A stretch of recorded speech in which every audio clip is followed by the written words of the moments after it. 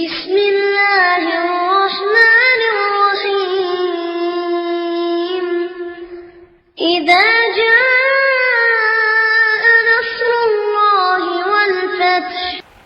السلام عليكم ورحمة الله وبركاته. الحمد لله رب العالمين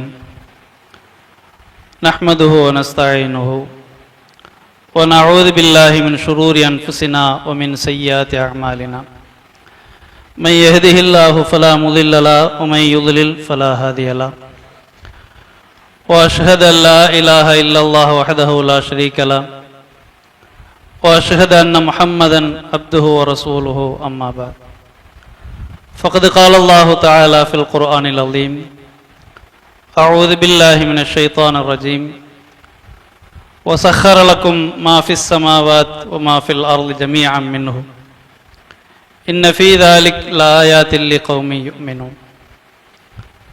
اللهم صل على محمد وعلى آل محمد كما صليت على إبراهيم وعلى آل إبراهيم إنك حميد مجيد. اللهم بارك على محمد وعلى آل محمد كما باركت على إبراهيم وعلى آل إبراهيم إنك حميد مجيد. கண்ணியத்திற்குரிய எல்லாமல்ல அல்லாஹ்வின் நல்லடியார்களே, அல்லாஹ்வின் அளப்பெரும் கிருபையினால் அவனால் கடமையாக்கப்பட்டிருக்கிற ஜும்ஆவுடைய இந்த வணக்கத்தில் நாம் எல்லாம் ஒன்று கூடி இருக்கிறோம். அல்ஹம்துலில்லாஹ். இந்த நேரத்தில் நிகரில்லாத உரையாடல் என்கிற தலைப்பில் சில செய்திகளை நாம் கவனத்தில் வைத்துக் கொள்வோம். நாம் வாழுகிற இந்த உலகம், இந்த காலம், ஒவ்வொரு மனிதரும் ஆண்களோ பெண்களோ மற்றவரிடத்தில் உரையாடாமல் இருக்கவே முடியாது என்கிற அளவிற்கான ஒரு தகவல் தொடர்பு மிக அதிகரித்து இருக்கக்கூடிய ஒரு காலத்தில், சூழலில் வாழ்ந்து கொண்டிருக்கிறோம். ஒரு 30-40 ஆண்டுகளுக்கு முன்பு இப்படிப்பட்ட ஒரு சூழல் அல்லது நிலை என்பது இல்லை. கண்டிப்பாக பேசியாக வேண்டும், பிறருடைய பேச்சை கேட்டாக வேண்டும் என்கிற ஒரு நிலை இல்லை. அவசியத்திற்கு, தேவைக்கு உரையாடுவோம் அல்லது உரையாடலை கேட்போம். ஆனால் இன்று நமது கைகளில் இருக்கிற இந்த நவீன தொழில்நுட்ப அந்த சாதனம் என்பது வாட்ஸ்அப் மூலமாகவோ அல்லது முகநூல் மூலமாகவோ அல்லது இன்ன பிற சமூக வலைதளங்கள் மூலமாகவோ, அது தேவை இருக்கிறதோ இல்லையோ, பயன் இருக்கிறதோ இல்லையோ, விளைவுகள் நன்றாக இருக்கிறதா அல்லது மோசமானதாக இருக்கிறதா, எது எப்படி இருந்தாலும் அதை கேட்காமல் வாழ்க்கை இல்லை என்கிற அளவிற்கான ஒரு காலத்தில் அல்லது சூழலில் வாழ்ந்து கொண்டிருக்கிறோம். இந்த உரையாடல்களிலேயே நிகரில்லாத, எந்த மனிதனும் தவிர்க்கவே முடியாத ஒரு உரையாடல் ஒன்று உண்டு. ஆனால் அதில் பெரும்பாலான மனிதர்கள் அறியாமலேயே இருக்கிறார்கள். குறிப்பாக உரிமை கொண்டாடக்கூடிய முஸ்லிம்கள் அதில் அலட்சியத்தோடு இருந்து கொண்டிருக்கிறோம். உரையாடல் என்பது திருக்குர்ஆன், அவ்வளவுதான். அல்லாஹ் நம்மோடு உரையாடி கொண்டு இருக்கிறான். குர்ஆன் என்பதை மனிதர்கள் புரிந்து கொள்வதை விட உரிமையாளர்கள் என்று ஒவ்வொரு முஸ்லிமான ஆண் பெண்ணும் நினைக்கிறோமா இல்லையா? எங்காவது உலகத்தின் ஒரு மூலையில் குர்ஆனுக்கு ஒரு அவமதிப்பு ஏற்பட்டு விட்டது என்றால், அவமதிப்பை ஏற்படுத்துகிறவர்கள் தமது சுய விளம்பரத்திற்காக பெரும்பாலும் செய்கிறார்கள். அவர்களுக்கு கொள்கையோ கோட்பாடோ, இதை அவமதிப்பதன் மூலமாக இதை பேசியவனை அவமதித்து விட்டோம் என்கிற அந்த கொள்கை கோட்பாடெல்லாம் இல்லை. இதை அவமதிக்கிற ஒரு செயலை செய்தால் சிலர் நம்மை பற்றி தூற்றுவார்கள், நம்மை அடிக்க பாய்வார்கள். நாமும் ஒரு மனிதன் என்று எல்லோருக்கும் தெரிந்துவிடும். நாம் நமது தொழிலுக்கோ இன்ன பிற அரசியல் லாபங்களுக்கோ ஆதாயங்களுக்கோ அதை பயன்படுத்திக் கொள்ளலாம் என்று சுய விளம்பரத்திற்காக பல பேர் செய்து கொண்டிருக்கிறார்கள். அப்படி செய்யும் போது முஸ்லிம்களாக இருக்கக்கூடிய நாம் அதற்கு எதிராக பல்வேறு வகையான கண்டனங்களை தெரிவிக்கிறோம். அப்ப இந்த செயல் என்ன சொல்கிறது? குர்ஆன் எங்களுக்குரியது, முஸ்லிம்களுக்குரியது, எங்களுக்குரிய வேதத்தை நீ எப்படி அவமதிக்கலாம் என்கிற அந்த கேள்வி அந்த கண்டனத்திற்குள்ளேயே அமைந்து விடுகிறது. உண்மையில் இது முஸ்லிம்களுக்கான உரிமையானது அல்ல, முஸ்லிம்களுடைய தனி சொத்து அல்ல, முஸ்லிம்களுக்கு மாத்திரமானது அல்ல. இந்த குர்ஆன் என்பது, திருக்குர்ஆன் என்பது படைத்தவன் மனிதர்களோடு பேசுகிறான், உரையாடுகிறான். அவர் முஸ்லிமாக இருக்கலாம், அல்லாஹ்வை மறுப்பவராக இருக்கலாம், அல்லது திட்டுபவராக இருக்கலாம், யாராகவும் இருக்கலாம். மனிதனாக பிறந்த அத்துணை பேரோடும் அல்லாஹ் பேசிக் கொண்டு இருக்கிறான், உரையாடி கொண்டு இருக்கிறான். எப்படி உரையாடுகிறான் என்பதை கூட பல முஸ்லிம்கள் அறியாமல் இருக்கிறோம். குர்ஆனுடைய அந்த வாசகங்களை, முதல் வாசகம் பிஸ்மில்லாஹிர் ரஹ்மானிர் ரஹீம், இக்ரா பிஸ்மி ரப்பிக்கல்லதீ ஹலக். அந்த சூராவினுடைய துவக்கம் படைத்த உமது இறைவன் பெயரால் படியுங்கள், வாசியுங்கள் என்று துவங்குகிறது. யாரை பார்த்து ஜிப்ரீல் இந்த வார்த்தை கொண்டு வருகிறார்? நபி ஸல்லல்லாஹு அலைஹி வஸல்லம் அவர்களை பார்த்து. இன்றைக்கு நபி ஸல்லல்லாஹு அலைஹி வஸல்லம் அவர்கள் இல்லை. குர்ஆனை எடுத்து நாம் முன்னால் வைக்கிறோம். அந்த சூராவை நாம் படித்தோம் என்றால் அல்லாஹ் நம்மைத்தான் அழைக்கிறான் என்பதை சாதாரணமாக புரிந்து கொள்ளலாம். அந்த வார்த்தையில் அல்லாஹ்வின் தூதரை பெயரை குறிப்பிட்டு நீங்கள் படியுங்கள் என்று அல்லாஹ் சுருக்கிவிடவில்லை. படியுங்கள் என்று அல்லாஹ்வின் தூதருக்கு சொல்லப்பட்டாலும் இன்றைக்கு எந்த மனிதன் அந்த குர்ஆனை எடுத்து வாசித்தாலும் அந்த முதல் வசனம் சொல்கிறது படி, வாசி, படைத்த உமது இறைவனின் பெயரால் வாசி. அப்ப மனிதர்களாக இருக்கிற அத்துணை பேருக்கும் உரிமையானது இந்த குர்ஆன், இந்த உரையாடல். பல முஸ்லிம்கள் அதை வெறுமனே ஒரு புனிதமாக, ஒரு தத்துவமாக, ஒரு மந்திரமாக மட்டுமே நாம் நினைத்துக் கொண்டிருக்கிறோம். வீட்டில் நல்ல நிகழ்வுகளோ, துக்கமான நிகழ்வுகளோ, அல்லது வேறு சில முக்கியமான விஷயங்களுக்கு அதை நாம் பயன்படுத்த வேண்டும், வெறுமனே ஓதுதலுக்காக பயன்படுத்த வேண்டும் என்று நினைக்கிறோம்.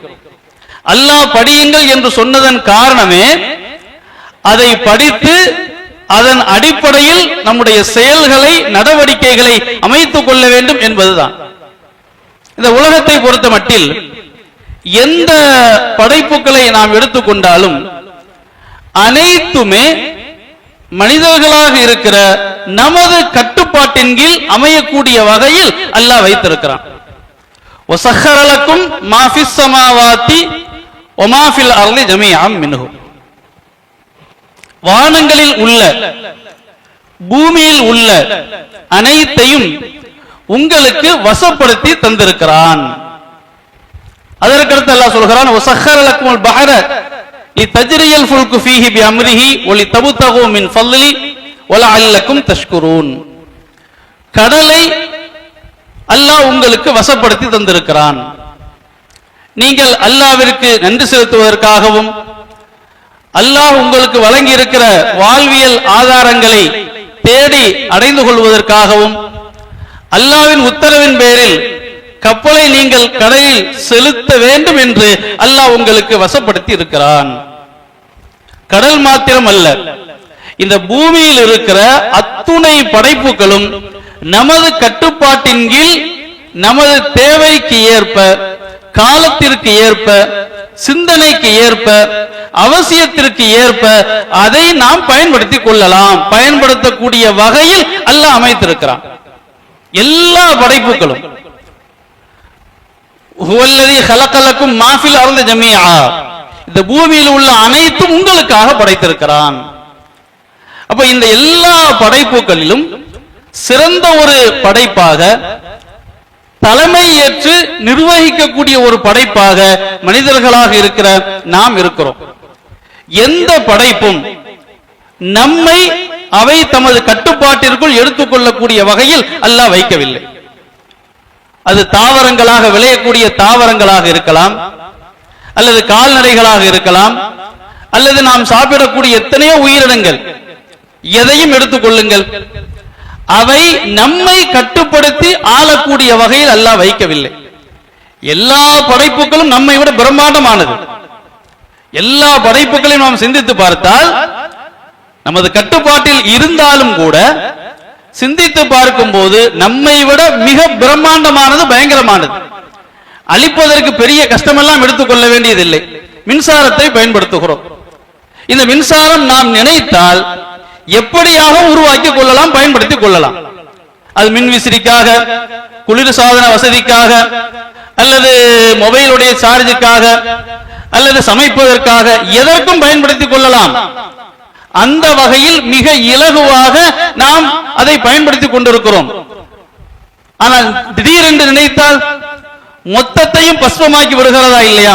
சில நிகழ்வுகளில், சில விபத்துகளில் அதே மின்சாரம் தான் ஒன்றுமில்லாமல் செய்து விடுகிறது. அப்ப இந்த ஒன்றுமில்லாமல் செய்து விடுகிறது என்றால் அந்த ஆற்றலால் மனிதர்களை அழிக்க முடியும், ஒன்றுமில்லாமல் ஆக்க முடியும். ஆனாலும் எப்படி இயங்குகிறது?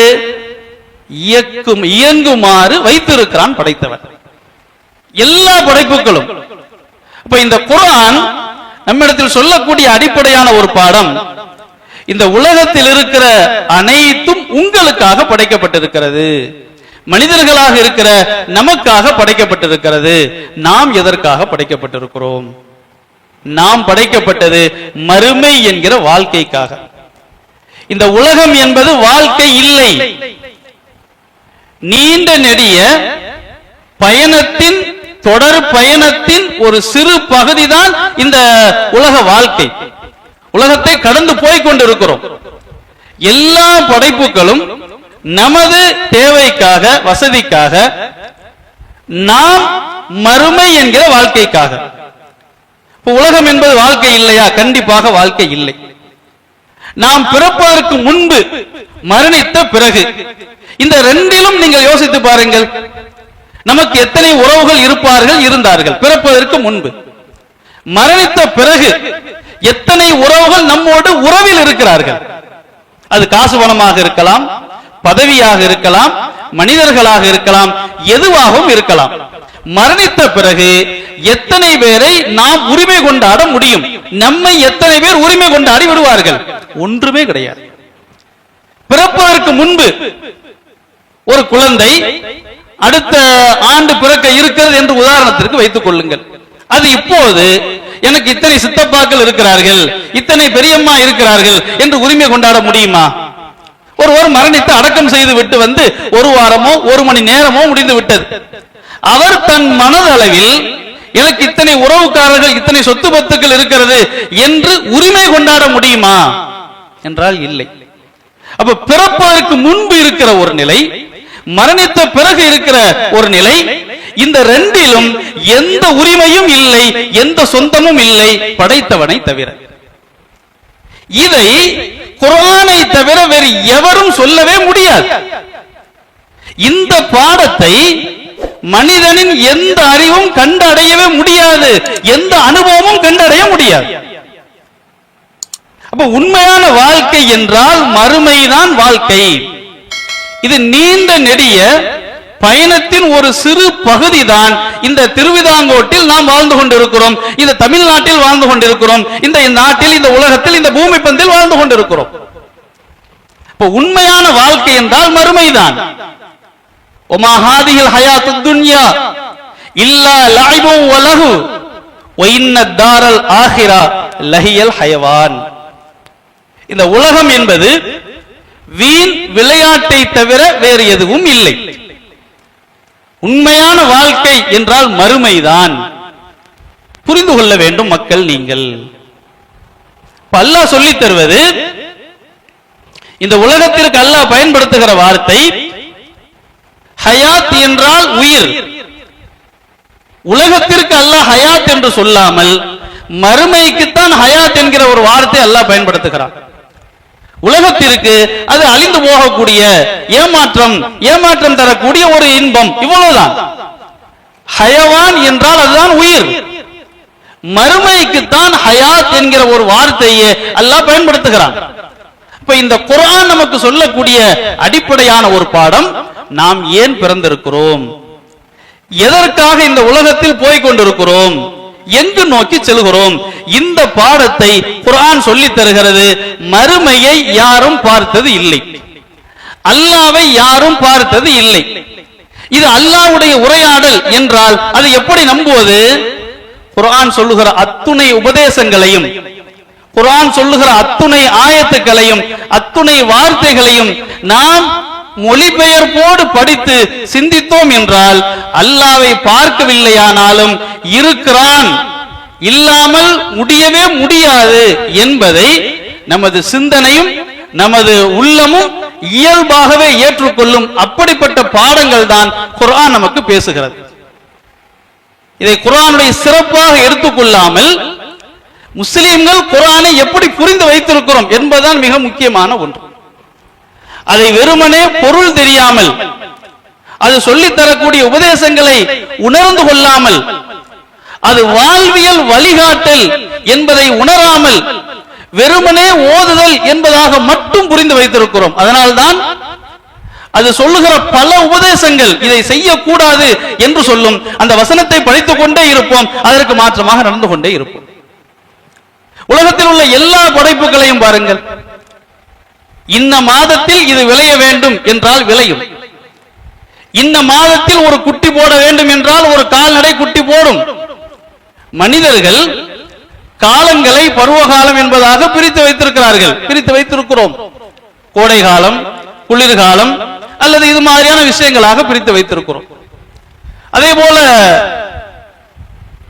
ஒரு கால்நடையோ கோழியோ ஆடோ வளர்க்கிறோம் என்றால் ஒரு வருடத்திற்கு எத்தனை குட்டி போடும் என்பது அவர்களுக்கு தெரியும். அந்த பிராணிகளை வளர்க்கக்கூடியவர்கள், தொழிலாக செய்பவர்களுக்கு தெரியும். இப்படி எல்லா படைப்புகளும், ஒரு வாழை மரை வைத்திருக்கிறோம் என்றால் அது ஒரு ஆண்டில் எத்தனை குலை விடும் என்பது தெரியும், எந்த மாதத்தில் அது பூ வரும் என்பதாக தெரியும். இது அனைத்தும் நாம் சொன்ன அடிப்படையில் பூத்து காயாக வருகிறதா, குட்டிகளை ஈனுகிறதா, அல்லது அவை நடக்கிறதை கணித்து உணர்ந்து நாம் செயல்படுகிறோமா என்றால் நாம் சொல்லி செய்வதில்லை, நாம் முடிவெடுத்து அவை செய்வதில்லை.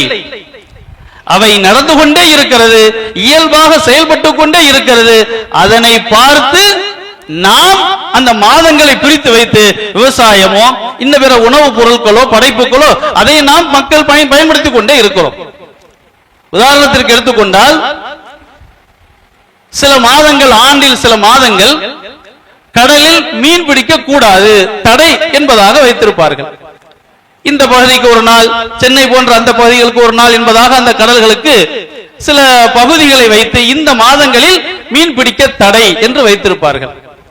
மீன்பிடி தடை காலம் என்பது மனிதர்கள் அல்லது அரசுகள் அறிவித்து மீன்கள் உற்பத்தி செய்கிறதா, அல்லது மீன் உற்பத்தி செய்வதை கண்டு அறிந்து அந்த காலத்தில் மீன் பிடித்தால் அது தேவைக்கே பெரிய பாதிப்பாக மாறும், உணவு பஞ்சத்தை கூட அது ஏற்படுத்தும் என்பதை அறிந்து மனிதர்கள் தவிர்த்துக் கொள்கிறார்களா என்றால் அதை பார்த்து தவிர்த்துக் கொள்வதுதான் உண்மை. இந்த மாதம் வந்துவிட்டால் அவைகளெல்லாம் குஞ்சு பொரிக்கும் என்று அறிந்து கொண்டு அதிலிருந்து தவிர்த்துக் கொள்கிறோம், அவ்வளவுதானே தவிர நாம் உத்தரவிட்டு அவை செய்வது இல்லை. அப்ப இந்த எல்லா படைப்புகளையும் நீங்கள் யோசித்து பாருங்கள், அனைத்தும் சரியாக செயல்பட்டு கொண்டே இருக்கிறது. செயல்பட்டு கொண்டு இருக்கிறது என்றால் செயல்பட வேண்டும் என்று உத்தரவிட்டு இருக்கிறான் படைத்தவன், அதை செய்து கொண்டே இருக்கிறது. இதில் எங்காவது குளறுபடி ஏற்படும் என்றால் அந்த குளறுபடிக்கு, குழப்பத்திற்கு காரணம் அவை அல்ல, மனிதர்களின் முடிவுகள், அரசுகளின் செயல்பாடுகள். அப்ப படைப்புகள் அனைத்தும் சரியாக இயங்கிக் கொண்டே இருக்கிறது. நமக்கு மட்டும்தான் மாற்றமாக நடக்கக்கூடிய இயல்பை அல்லாஹ் வைத்திருக்கிறான். இம்மா ஷாக்கிரா ஒ இம்மா கஃபூரா. மனிதனை நாம் படைத்திருக்கிறோம், அவனை இன்ன பொருள்தான் என்று சொல்ல முடியாத ஒரு நிலையிலிருந்து கொண்டு வந்தோம். பிறப்பதற்கு முன்பு ஒரு ஆணுக்கும் பெண்ணுக்கும் திருமணம் நடக்கிறது. நடந்த பிறகு அவர்களுக்கு ஒரு குழந்தை பிறக்கிறது. திருமணத்திற்கு முன்பு அந்த குழந்தை எங்கே இருந்தது? ஒரு ஜோடிக்கு திருமணம் செய்வதற்கு முன்பு, உதாரணமாக அப்துல் ரஹ்மான் என்கிற ஒரு பையன், ஃபாத்திமா என்கிற ஒரு குழந்தை, ஒரு 2030 பிறக்க இருக்கிறது என்று வைத்துக் கொள்ளுங்கள். இன்றைக்கு 25, 30 பிறக்க இருக்கிற அந்த பிள்ளை இன்றைக்கு எங்கே இருக்கிறது? லம் யகுன் ஷைஅம் மதுகூரா, இந்த பொருள்தான் என்று சொல்ல முடியாத நிலையில் நீ இருந்தாய். கொண்டு வந்தவன் நான், அல்லாஹ் சொல்கிறான். அப்படி கொண்டு வந்த நான் உனக்கு மாற்றமாக நடக்கக்கூடிய ஒரு பண்பையும் வைத்திருக்கிறேன், சரியாக நடக்கக்கூடிய பண்பையும் வைத்திருக்கிறேன். வாழை மரத்திற்கு மாற்றமாக நடக்கிற பண்பு இல்லை, ஆட்டுக்கு மாற்றமாக நடக்கிற பண்பு இல்லை, சூரியனுக்கு மாற்றமாக சுற்றுகிற பண்பு இல்லை, சந்திரனுக்கு எதிர்த்து பேசக்கூடிய அந்த பண்பு இல்லை, எந்த படைப்பிற்கும் அந்த பண்பு இல்லை, நம்மை தவிர இன்னொரு படைப்பு ஜின். அப்ப நமக்கு அல்லாஹ் எப்படிப்பட்ட ஒரு நிலையை வச்சிருக்கிறான்னா, நீ விரும்பினால் ஃபமன் ஷா ஃபல்யக்ஃபுர் வமன் ஷா ஃபல்யுமின், விரும்பினால் அல்லாஹ்வை நம்பு, விரும்பினால் அல்லாஹ்வை மறுத்துக்கொள். நீ விரும்பினால் சொர்க்கத்திற்குரியவனாக உன்னை நீ மாற்றிக்கொள், நீ விரும்பினால் நரகத்திற்குரியவனாக உன்னை நீ மாற்றிக்கொள். அப்ப சுய நிர்ணய அதிகாரத்தை ஒரு சிறு அளவிற்கு அல்லாஹ் நமக்கு தந்திருக்கிறான். நீ விரும்பினால் இப்படியும் அப்படியும் போ, ஆனால் உண்மையான வாழ்க்கையில் நீ மாற்றமாக நடந்தால் உன்னால் தப்பிக்க முடியாது. சரியாக நடந்தால் மிகச் சிறப்பான, கற்பனையை செய்ய முடியாத அவ்வளவு அற்புதமான ஒரு வாழ்க்கை இருக்கிறது. அந்த வாழ்க்கையில், உண்மையான அந்த வாழ்க்கையில் உண்மையிலே நம்ம ஒவ்வொருத்தரும் தனி உயிர். தாய் தந்தையரோடு வாழ்ந்தாலும், அண்ணன் தம்பிகளோடு கணவன் மனைவியாக அல்லது உறவுகளாக நண்பர்களாக எப்படி வாழ்ந்தாலும் தனித்தனி உயிர் அனைத்தும். ஒருவர் தான் சுயமாக எதை அனுபவிக்கிறாரோ அதுதான் அவருக்குரியது. மறுமையில் அதுதான் நடக்கும். நல்லது செய்தாலும் கெட்டது செய்தாலும் யாரும் நம்மிடத்திலிருந்து பங்கு போட முடியாது. நாம் செய்த நன்மையை ஒரு 50 விஷயத்தை கொடுத்து அவரை நாம் விடுதலை செய்ய முடியுமா? முடியாது. ஒருவர் நமது மீது பாவங்களை அள்ளி போட்டு அவர் தப்பித்துக் கொள்ள முடியுமா? முடியாது. இல்ல மாஷா அல்லாஹ், அல்லாஹ்னால சில விஷயங்கள் நடக்கும். ஆனால் மனிதனுக்கு அந்த மாதிரி அதிகாரம் இருக்கிறதா என்றால் இல்லை. உலகத்தில் ஒருவருக்கு ஒரு பாதிப்பு என்றால் உதவுவதோ அல்லது பாதிப்பை ஏற்படுத்துவதோ உலகத்தில் நடந்து கொண்டே இருக்கும். மறுமையில் அது கிடையாது. அப்போ ஒவ்வொரு மனிதனும் தனி உயிர், தனித்தனியாக இருக்கிறான். மறுமையில் அல்லாஹ்விடத்தில் தனித்தனியாகத்தான் வருவீர்கள், அடிமையாகத்தான் வருவீர்கள். எந்த ஒரு பதவியோ பிரமாண்டமோ எதுவும் கிடையாது. அடிமையாக தனியாகத்தான் நீங்கள் வர வேண்டும். அப்போ அங்க தனித்தனியாக வந்து விசாரணையை எதிர்கொண்டு நாம் எந்த ஒரு நிலையை அடைகிறோமோ, சொர்க்கத்தை அடைகிறோம் என்றால் அதுதான் உண்மையான வாழ்க்கை. அதுதான் நமது தொடர் பயணத்தின் முடிவே இல்லாத வாழ்க்கை. அதுதான் தொடர் நீண்ட பயணத்தின் முற்று அங்குதான் ஏற்படுகிறது. முற்று என்றால் இல்லாமல் போகணுமா இல்லையா? அதற்கு பிறகுதான் சொல்லவே முடியாத அவ்வளவு அற்புதமான ஒரு வாழ்க்கை என்பது போய்கொண்டே இருக்கும். அதற்கு சொல்லி முடிக்க முடியாது. எப்படி என்று நம்மால் கற்பனையில் கொண்டு வர முடியாது. அது அங்க போன பிறகுதான் தெரியும். இந்த பாடத்தை எல்லாம் சொல்லி தருவது எது? குர்ஆனை தவிர வேறு எது இருக்க முடியும்? இந்த அத்துணை விஷயங்களையும், குர்ஆன் பேசுகிற அத்துணை விஷயங்களையும் கபறுகுழிக்கு போய் போட்ட பிறகு அல்லது உயிர் கைப்பற்றப்படுகிற அந்த நேரத்தில் மனிதர்கள் உணர்ந்து கொள்வார்கள். ஆனால் எந்த ஒரு பயனும் கிடையாது. அடிப்படையான ஒரு பாடம், இந்த உலகத்தில் நாம் ஏன் பிறந்திருக்கிறோம், எதற்காக 50-60 ஆண்டு காலங்களை நாம் ஓடிக்கொண்டிருக்கிறோம். இந்த ஓடிக்கொண்டிருக்கக்கூடிய இந்த காலகட்டத்தில் படைத்தவன் சொன்ன அடிப்படையில் வாழ வேண்டுமா அல்லது நமது சிந்தனையும் கற்பனையும் தீர்மானிக்கிற அடிப்படையில் வாழ வேண்டுமா? நீ தீர்மானித்துக் கொள். நீ வளர்க்கிற மரங்களை சிந்தித்து பார், நீ வளர்க்கிற ஆடு மாடுகளை கோழிகளை சிந்தித்து பார், பூனை குட்டிகளை சிந்தித்து பார். எல்லாமே சரியாக நடக்கிறது உனக்காக, உன் வாழ்க்கைக்காக உன்னை நான் படைத்திருக்கிறேன். நீ ஒழுங்கா நடக்கிறியா? மாற்றமா நடப்பதற்குரிய தன்மை உன்னிடத்தில் இருக்கிறது. நீ நினைச்சா இப்படியும் போ அப்படியும் போ, நீ முடிவு எடுத்துக்க. அங்க உன்னால ஒன்னும் பண்ண முடியாது. இந்த அடிப்படையான ஒரு பாடத்தை குர்ஆன் நமக்கு சொல்லித் தருகிறது. இதை நாம் உணர்ந்திருக்கிறோமா? பல முஸ்லிம்கள் உணர்ந்திருக்கிறோமா என்றால் இல்லை. இன்றைக்கு உலகத்தில் நடமாடுகிற மனிதர்களின் 4 பேரில் ஒருவர் முஸ்லிம். சுமார் 800 கோடி முஸ்லிம் மனிதர்கள் இருக்கிறார்கள் என்றால் 200 கோடி பேர் முஸ்லிம். ஆனால் எந்த நிலையில் வாழ்ந்து கொண்டிருக்கிறோம்? கேட்க நாதி இல்லை. அப்படிப்பட்ட ஒரு நிலை இன்றைக்கு முஸ்லிம் சமுதாயம் போய் கொண்டிருக்கிறது. போன வாரம் கர்நாடகத்தில் ஒரு பள்ளிக்கூடத்தில், அரசு பள்ளிக்கூடத்தில் ஒரு தலைமை ஆசிரியர் ஒரு முஸ்லிம். இவர் எப்படி இந்த பள்ளிக்கூடத்தில் ஒரு முஸ்லிம் எப்படி தலைமை ஆசிரியராக இருக்கலாம் என்று சொல்லி ஒரு விஷத்தையே தண்ணீர் தொட்டியில் கலக்கிற அளவிற்கு வெறி பிடித்து அலையக்கூடிய நிலை நமது நாட்டில் இருக்கிறது. அதாவது ஒரு முஸ்லிம் ஒருத்தர் என்ன செய்யக்கூடாது? ஒரு பள்ளிக்கூடத்தில், அரசு பள்ளிக்கூடத்தில் தலைமை ஆசிரியராக இருக்கக்கூடாது. இந்த விஷயத்தை முஸ்லிம்கள் கண்டிப்பதை தவிர வேறு ஏதாவது செய்யக்கூடிய இடத்தில் இருக்க முடிகிறதா? செய்ய முடியும் என்பதை விட இந்த துணிச்சல் ஏன் வருகிறது? கேட்க நாதி இல்லாத ஒரு படைப்பு இவங்க தான். எதை சொன்னாலும் கேட்க நாதி இல்ல, எங்க போனாலும் இவங்களுக்கு நியாயமா எவனும் பேச மாட்டான் என்கிற அந்த துணிச்சலை தவிர வேறு எது? ஆனால் இப்படிப்பட்ட நிலையில் மனிதர்கள் இருந்தார்களா? இன்றைக்கு நாகரீகம், நான் எல்லா வகையான அறிவியல் முன்னேற்றங்களும் வந்த காலத்தில் இது இதைவிட பல 1000 மடங்கு மோசமாக இருந்த காலம். அன்றைக்கு வந்தது இந்த திருக்குர்ஆன்.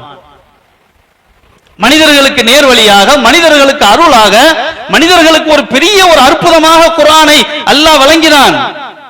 இக்ரா என்கிற வார்த்தைக்கு பிறகு உலகத்தின் நிறமே மாறியது. நீங்கள் உலக வரலாற்றை எடுத்து பார்த்தால் இக்ரா என்கிற வார்த்தைக்கு முன்பிருந்த உலகம் ஒன்று, இந்த வார்த்தைக்கு பிறகு பின்பு வந்த உலகம் இன்னொன்று. அந்த இக்ராவின் ஒரு தொடர்ச்சி தான் இன்றைய உலகம். அப்ப இந்த ஒரு வார்த்தை எவ்வளவு அற்புதமானது! وَكَذَلِكَ أَوْحَيْنَا إِلَيْكَ رُوحًا مِنْ أَمْرِنَا مَا كُنْتَ تَدْرِي مَا الْكِتَابُ وَلَا الْإِيمَانُ وَلَكِنْ جَعَلْنَا نُورًا نَهْدِي بِهِ مَن نَّشَاءُ وَإِنَّكَ لَتَهْدِي إِلَى صِرَاطٍ مُسْتَقِيمٍ. நமது உத்தரவின் மூலமாக வஹீயை அறிவித்தோம். வஹீக்கு அல்லாஹ் சொல்கிற பெயர் ரூஹ். இந்த குர்ஆனுக்கு அல்லாஹ் சொல்ற பெயர் என்ன தெரியுமா? ரூஹ், உயிர். இன்றைக்கு அந்த உயிராக நாம் புரிந்திருக்கிறோமா? இந்த சமுதாயத்தின் உயிர் ரூஹ் குர்ஆன். மனிதத்தின் உயிரே குர்ஆன் தான். குறிப்பாக உரிமை கொண்டாடக்கூடிய நம்மின் உயிர் இந்த குர்ஆன். ஆனால் 200 கோடி முஸ்லிம்கள் இருக்கக்கூடிய இந்த உலகத்தில், சுமார் 25 கோடி இருக்கக்கூடிய இந்த நாட்டில் உயிர் நம்மிடத்தில் இருக்கிறதா? உயிரற்ற மனிதர்களாக நடமாடிக் கொண்டிருக்கிறோம். குர்ஆனுடைய அந்த மகத்துவத்தை புரியாத நடைப்பிணமாக இருக்கிறோம். அதனாலதான் அவ்வளவு துணிச்சலாக செய்கிறார்கள். எதை செய்தாலும் சரி, கேட்க நாதி இல்லை. ஆனால் அல்லாஹ்வின் தூதர் இந்த சமுதாயத்தை விட்டு சென்ற அந்த காலம் எப்படிப்பட்ட காலம்? இந்த ஒரு வார்த்தைக்கு பிறகு, இந்த ரூஹுக்கு பிறகு, இந்த உயிருக்கு பிறகு மனித குலமே வெகுண்டு எழுந்தது. கெட்ட விஷயத்தில் அல்ல, இது போன்ற பைத்தியக்காரமான சிந்தனையில் அல்ல, மனிதர்களை நல்வழிப்படுத்த வேண்டும் என்று பொங்கி எழுந்து சென்றார்கள். பாலைவன அந்த நிலப்பரப்பில் இருந்து உலகத்தின் எல்லா பக்கத்திற்கும் சென்றார்கள். செல்ல வைத்தது எது? இந்த ரூஹ், இந்த குர்ஆன். அன்றைக்கு ஏற்பட்ட புரட்சி, அன்றைக்கு ஏற்பட்ட மாற்றம் தொடர்ந்து வந்து கொண்டே இருக்கிறது. ஆனால் இன்றைக்கு இத்தனை கோடி மக்கள் வாழ்ந்து கொண்டிருக்கிறோம். கேட்க நாதி இல்லாத அளவிற்கான ஒரு நிலையில் இருக்கிறோம் என்றால் உயிரின் அந்த மதிப்பை அறியாமல் இருக்கிறோம். இந்த உயிருக்கு முடிவு இல்லை, நமக்கு முடிவு உண்டு. வாழுகிற மனிதர்களுக்கு முடிவு உண்டு. அந்த உயிர் இருந்து கொண்டே இருக்கும். அல்லாஹ் நாடிய வரை அது இருந்து கொண்டே இருக்கும். உலகம் உள்ளளவு இருக்கும். நாம் எப்படி பயன்படுத்துகிறோம்? 2025களில் வாழக்கூடிய நாம் அந்த உயிரை எப்படி பயன்படுத்துகிறோம்? 1925 வாழ்ந்தவர்கள் எப்படி பயன்படுத்தினார்கள்? கிபி 600 வாழ்ந்தவர்கள் எப்படி பயன்படுத்தினார்கள்? நீ பயன்படுத்திக்க. உயிர் உங்க கையில கொடுத்துட்டேன், நீ பயன்படுத்திக்கொள். இதைத்தான் குர்ஆன் நமக்கு சொல்லிக் கொண்டே இருக்கிறது. இப்படி எண்ணற்ற விஷயங்கள் நாம் அன்றாட நமது நாட்டில் நடக்கக்கூடிய பல்வேறு வகையான பிரச்சனைகளை பார்த்தோம் என்றால் வெறும் புலம்புதலை தவிர வேறு வழி நமக்கு தெரியவில்லை. ஆனால் ஒரு காலத்தில் சஹாபாக்களும் அல்லாஹ்வின் தூதரும் உலகத்திற்கு வழிகாட்டினார்கள். தமது திறமையினால் அல்ல, குர்ஆனுடைய ஒளியினால். இந்த ரூஹை கையில் ஏந்தினார்கள். அந்த ஒளியை கையில் ஏந்தினார்கள். கையில் ஏந்தினார்கள் என்றால் வெறுமனே மந்திரமாக ஓதுதல் அல்ல, அது சொல்கிற வாழ்வியலை எடுத்து நடப்பது, அதை நோக்கி மக்களை வழி நடத்துவது. அதை கையில் எடுத்தார்கள். மிகப்பெரிய ஒரு உலக மாற்றம் ஏற்பட்டது. நவீன உலகத்திற்கு அடிப்படையே அந்த குர்ஆன் தான். ஆனால் நவீனத்தினுடைய அறிவுகள் அனைத்தையும் மற்றவர்களுக்கு கொடுத்து விட்டோம். அது எந்த உயிர் இதை தந்ததோ அந்த குர்ஆனை நாம் மறந்து விட்டோம். இன்றைக்கு இருக்கக்கூடிய எல்லா கல்விகளையும் நீங்கள் எடுத்துக்கொள்ளுங்கள். பள்ளிக்கூடத்திலிருந்து பல்கலைக்கழகம் வரை நடத்தப்படுகிற அத்துணை பாடத்திட்டங்களும் குர்ஆன் பேசுவதைத்தான் நடத்தி கொண்டிருக்கிறார்கள். நீங்கள் எந்த தலைப்பையும் எடுத்துக்கொள்ளுங்கள், எந்த பாட புத்தகத்தையும் எடுத்துக்கொள்ளுங்கள், குர்ஆன் பேசுவதைத்தான் அனைத்திலும் நடத்துகிறார்கள். இப்படி குர்ஆனில் இருக்கிறது என்று அவர்களுக்கு தெரியவில்லை. சஹரலக்கும் மாஃபி ஸமாவாத், வானத்தில் உள்ளதையெல்லாம் வசப்படுத்தி கொடுத்தேன். சந்திரனில் போய் ஆய்வு செய்கிறார்கள், சூரியனை ஆய்வு செய்கிறார்கள், செவ்வாய் கிரகத்தை ஆய்வு செய்கிறார்கள்.